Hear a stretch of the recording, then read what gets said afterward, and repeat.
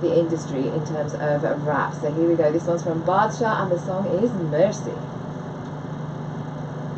Afternoon Delights on Subrus Radio. When you're ready.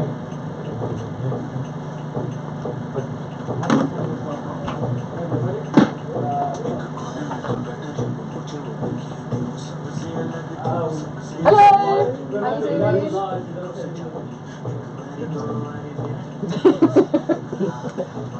How are you? How are you? Good? Yeah, good. 3. I've got clients today. Yeah. I'd love to, but next time. Well, I'm here again next week. Oh, good. This is your police next week. Oh, brilliant. Definitely. That's Scott. Yeah. I'll do a bit of a test. Yeah. We've got, I did this really 2:30, so we still have a bit of 2 minutes, but we can chat away. We'll go, this song's nearly finished. I'll play one more song and then we'll get you on. Okay. Are you going to set up your live as well? Set it up already. Oh, do you want to go for this angle and then we're both in, or do you want to just see? Works. But I don't, over there I won't get it in with my tripod. Oh, okay, no problem. It's a shame. I need to get a bigger tripod. Share this live that's happening so that everybody I need to get one of those on my tripods. Facebook can see what's Chinchilla. going on as well. Refresh ads, please. I need to know where they got that iPad and where they got that stamp from. The long one. Have you not got it? Have you looked on? Yeah, you can't find those on Amazon, so I have to look for something more Let's precious. share this. So we're live on Subrus as well. Awesome. Playing some good music here. I've been listening to it. Have you? Yeah. I love my music. Yeah. My soul food. You're an expert at it, aren't you? Just say when. Yeah, no, I'm going to play one more song yet. Just because if there's people that were looking forward to this, they might have timed it for it.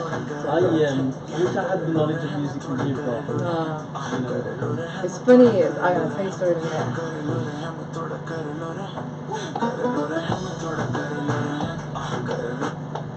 Mercy by Badshah. I love that one. And do you know what? He's just dropping track after track, and it's been quite a few years. He just keeps giving us all this amazing music. Let's see what he's going to be coming up with next. I'm always looking forward to his latest releases. Now I am here with Kal Mahay. I'm going to be getting him on air just after this next song, but let's go to this first. This is from the film Bekhudi. Khat maine tere naam likha. Pam Sidhu with the biggest 90s Bollywood tracks and more on Afternoon Delights. Subrus Radio. There we go. How do you manage all the technology around you? It's a lot of multitasking. I normally have 2 screens, so I normally have that screen over here as well. What does this one do? That's only the phone, so if you start seeing stuff flashing, just ignore it for a while, because we're not going to take any phone calls while we're having our little chat. And I'll do the gold price after. Were you into like your films and stuff? Were you ever? You know what? We've got into Bollywood again, but not Bollywood. Okay. I like these films that have a meaning, you know, like Padman, Oh yeah. Toilet, Yeah. or things like What's Called Up in Job. Yes. Very powerful. I like that kind of stuff, the gritty kind of real stuff. To be honest, I could only watch a bit of it, and then I knew where it was going, and I just thought it was a bit too dark for me. But Alia Bhatt has done another one called Razi, which I watched last weekend, and that's really good. It's about it's a spy film. She's the daughter of a spy, an Indian spy, and her dad gets diagnosed with an illness, and he knows he's going to die. So basically, he gets his daughter married across the border and sends her in there. She's really a spy, but that's the only way that they can continue to get this information that they needed, and it's just a really good film. So I won't say any more because people might want to watch it, you know. That kind of stuff is, I like. You know? Yeah. Good storylines, not the typical sort of hiding behind the rose bush kind of stuff, you know? Yeah, dancing around the tree. All that. When I was a teenager, my dad used to say to me, Balla, you know, studied, because I used to know all the lyrics to all the songs, used to know what film, what actress, you know, what use is all this to you, and now I can say, kind of say, look Dad, you know what? It worked. Yeah, there was a reason behind all of it. Exactly, exactly. Yeah.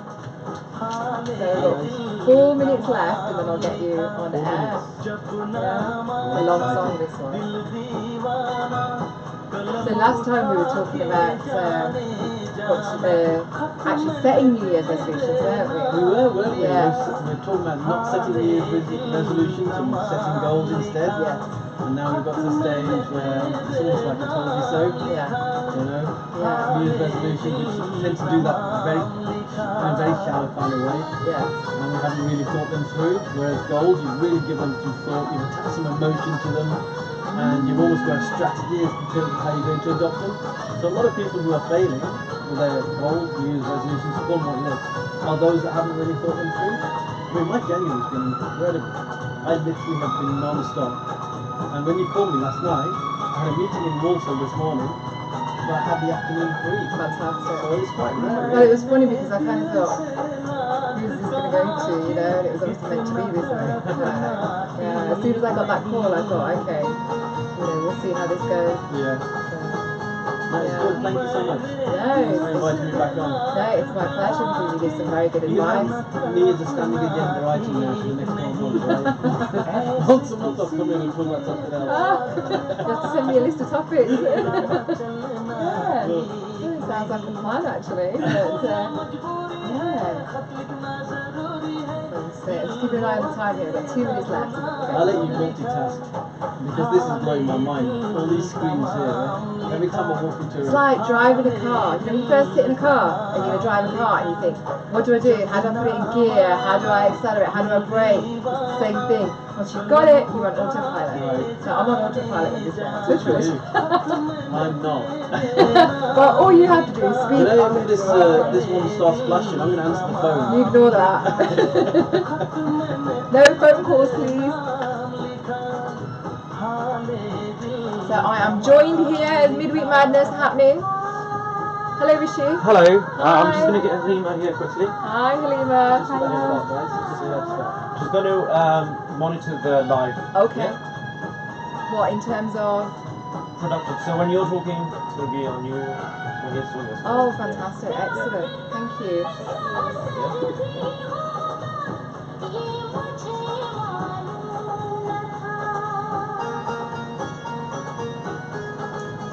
I love this song, but I'm kind of like, okay, Do come you have to on. watch all these films and watch all of these songs so you really know? Well, the thing is, the 90s, I was a Bollywood freak in the 90s. I watched all the films in the 90s. I had a very deprived childhood. I wasn't really allowed out, so I was watching a lot of films. Now I just listen to the music.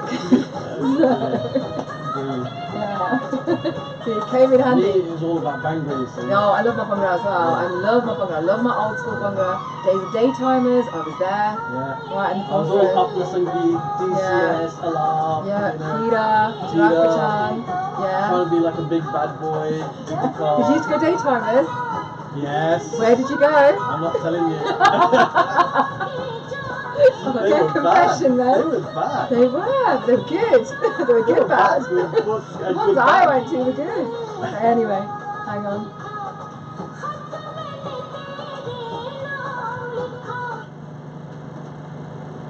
The film is Bekhudi, Khat Maine Tere Naam Likha. Now I am joined in the studio by our very own Kal Mahay. Now Kal Mahay did join me at the beginning of January when we were talking about New Year's resolutions. And he was advising us then that, you know, forget the New Year's resolutions, set goals instead, achievable goals. And he's back here with me today because now we are at the end of January. And he's here to talk about what to do when you see your New Year goals disappearing. Hello, Kal. Hello, Pam. Great to be here again. Great to have you here. Thank you very much for coming in today. You're so welcome. And yeah, so you're here to continue the chat that we were having at the beginning of January, and you were saying then, you know, set goals, set achievable goals. Now, many people may have got to the end of January and thought, you know what, it didn't happen. These things that I thought was going to happen at the beginning of the year didn't happen, and that's okay, isn't it? You know. It is okay, and do you know what? There's some research out there that shows that around about 17th of January, 18th of January is when people start dropping off from their resolutions that they've set for themselves. So if you look at the third week of January, you find that the gyms are empty again. Yes. And that's just an indicator, because we set resolutions for all kinds of things: diets, gym, business, work, etc. And one of the reasons why people don't follow through with their goals that they might have set for themselves, goals, resolutions, call them what you will, is because they haven't really thought them through.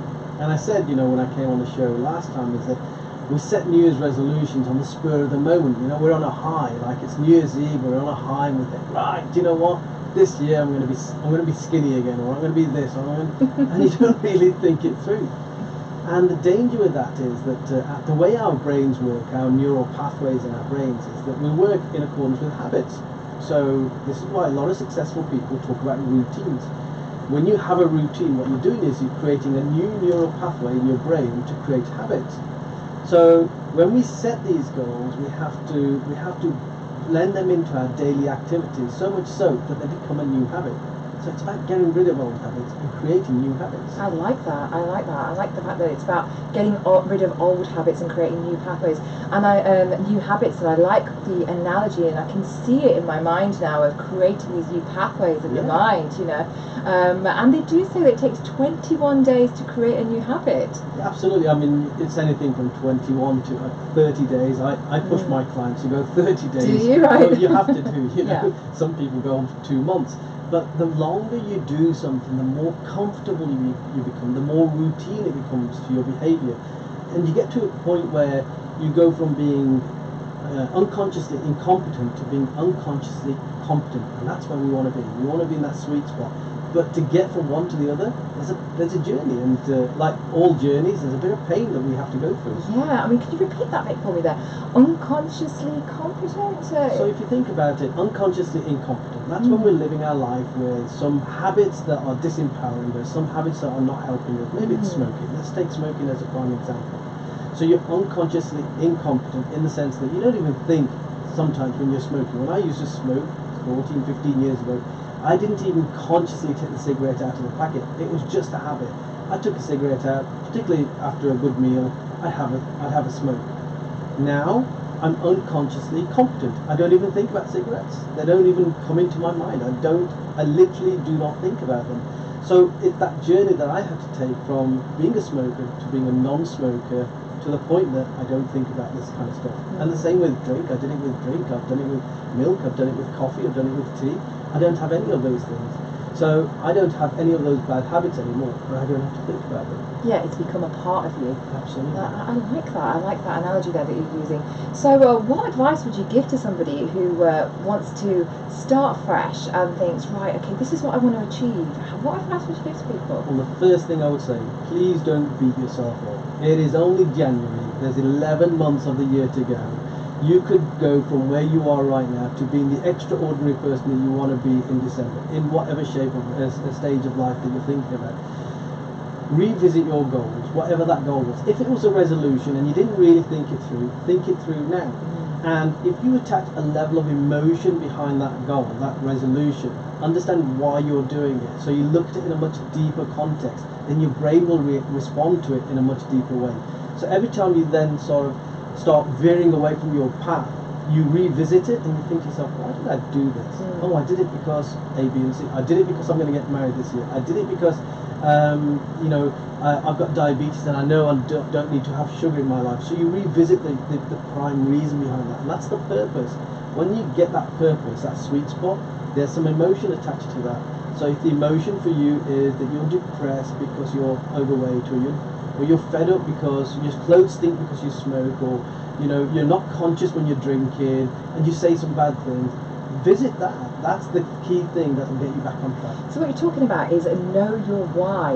Why is it that you want to do something? Why is it you want to make those changes? I mean, I find that lists quite help there. You know, where I write things out. If I have something I want to achieve, I write it out and I look at why it is that I want to actually do it, and look at the pros and cons. Absolutely. And often, if the pros are bigger, then my why is stronger. And that's what you're talking about. That's a really nice, simple exercise to follow, and there's some real power behind writing things down as well. So you're basically taking the information out of your head onto paper, so you can now visually see it. You're not just imagining it, it's there in front of you. That's right, it gives you that degree of emotional detachment, doesn't it, as well? And then I would say, you know, this list, plaster everywhere. You literally cannot escape that. So so you want it in your bathroom, you want it in your bedroom. And like you say, it's only for the first 21 to 30 days. If you see that list every single day and you follow these new habits every single day, eventually you don't need that list anymore. But in the first stage, it's like a crutch. Yes. That list becomes your crutch. So follow that list. Don't let yourself escape from it, because our mind will sort of play games with us, and it will try to self-sabotage and say it's okay. You don't need to put that list up in the bedroom, you know, but put it everywhere. I say. Yeah, because there's obviously two parts to the mind, and the subconscious mind, what's going on under the surface. There could be other things going on in there, isn't there, where those pathways are going with the old patterns. Yeah. So until the new pathway is created and goes deeper enough, the mind can kind of go, oh, you know what, let's go back to how we used to be. So it's a great idea what you're saying there about having the lists plastered everywhere. And you've actually taken me back to an earlier time in my life. I actually lived in a house at one point, and that's all I had on my walls. You and me both. I still have a huge vision board. You know, every year I set myself 21 goals. Don't ask me why 21. It's our number. Is it now. your lucky number, It's 21? the number that we always go with. And so every year I have 21 goals. Those 21 goals are now written and they're in my office. And in front of my computer I have this 3 foot square, 1 meter square board. And on that board, every goal that I've got, I've translated it into a picture. So I've got these pictures that represent the same goal, so I cannot escape from it. When I'm in my office, I can't escape. So it's like subliminally, it's drip feeding into that subconscious mind. And you're absolutely right. Behind those neural pathways, there are belief systems. Those belief systems have come from our social conditioning and our cultural conditioning. So sometimes we have to challenge that language that's inside our mind. So, you know, maybe because your parents always said to you, money doesn't grow on trees, money doesn't come easily and frequently. So maybe you're not attracting money into your life, you're not taking the right kind of actions because you've been conditioned to believe money's hard to come by. Very interesting. Actually, money can be easier to come by than you think. You just have to change your belief patterns, those thought patterns that you're talking about. Again, those thought patterns are nothing but habits. That's the habit that you got into. So it's about breaking those habits, replacing it with a great habit and say, do you know what? Money comes easily and frequently to me. And if you start believing that, you'll start subtly taking action that brings money towards you. Well, you know, people talk about affirmations, where you tell yourself something so many times a day. That's what you're talking about, really, isn't it? Well, if you think about what affirmations are literally mantras. So in a spiritual sense, we repeat a mantra. We repeat, whichever religion it is, you repeat a mantra so that it stays in your head, so that you are consciously thinking without having to think. And affirmations are the same. So what you're doing with an affirmation is, if you've got this thought pattern that money doesn't come to me, and you keep saying to yourself, money comes easily and frequently to me, and you keep repeating that, it becomes a second nature. So you're basically changing your thought patterns at a very subliminal level, at a subconscious level. Ah, see, then you're reminding me of this program that used to come on. So I watched repeats because I think the originals were on in the 70s, and was it called Some Mothers Do Have Them? Do you know? Frank Spencer. Yeah, Frank Spencer, that's his name. And he used to look in the mirror every day and he used to say, every day you get better and better. I mean, he was giving himself an affirmation, wasn't he? Unfortunately, it didn't work for poor old Frank. Or maybe it does in real life, because that was just on the TV. But I used to watch him do that. That looks like a really good idea. I mean, he was ahead of his game if he was doing that. I can't It was. recall I mean, that was in the 70s. That Yeah. was. But obviously, I wasn't watching it in the 70s. Just to stress that point, I did watch the reruns. Unfortunately, I was. So, what other practical tips could you give somebody in terms of achieving their goals? Well, another one is to hold yourself accountable. Find yourself an accountability partner. Now, we might have heard this phrase an awful lot, and people might think, what on earth is an accountability partner? Does that mean get yourself a coach? Well, if you can afford a coach, get yourself a coach. but actually just tell your nearest and dearest, I intend to give up smoking, I intend to get fitter, I intend to stop drinking, whatever it might be. Tell somebody else, make it public, and let that person then hold you to account. So when they can see that you're veering off, if you've not noticed it in yourself, at least they've noticed it and they can tell you. I like that. Get yourself an accountability partner. So we've talked about making lists and knowing your why. Make that why so big that you know why it is that you want to do something, why it is that you want to achieve something. Maybe even a list of pros and cons added to that, so it's making your why even stronger. And you're talking about putting these lists everywhere around your house so that it's going into your mind, doing some affirmations, and of course an accountability partner. I like that. Some great tips there, Cole. Thank you so much for joining us. I know that if you apply this, if every single person listening to the show right now applied this for 30 days, they will have a significant difference in their life. Yes, and the thing is, it's not just about New Year's Eve, is it? I mean, okay, a lot of people use that as a milestone for setting themselves targets, for setting themselves resolutions or goals or whatever we want to call it. But we can choose to make that change at any point in time. Absolutely. So make it right now. That's great. Thank you, Cole. And now let's take it back to the music, and let's go back to the 90s now with this one from Dil Tera Aashik. There we go. Okay. Thank you, everybody. See you soon.